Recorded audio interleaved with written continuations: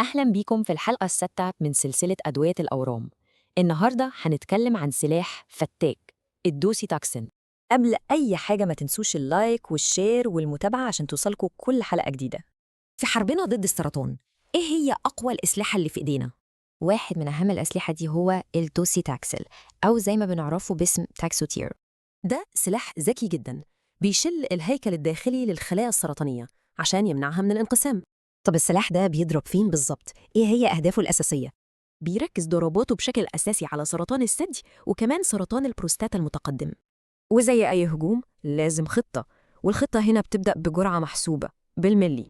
الرقم السحري هنا هو 75، يعني 75 ملي جرام لكل متر مربع من مساحة الجسم، والجرعة دي بتتاخد كل 3 أسابيع. بس كل سلاح قوي له جانب مظلم. إيه هي التكلفة اللي بندفعها هنا؟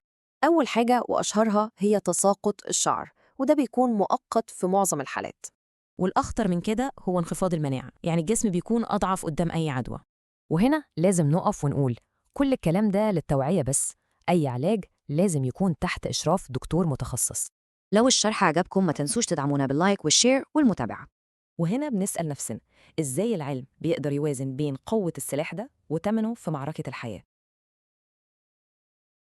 أهلا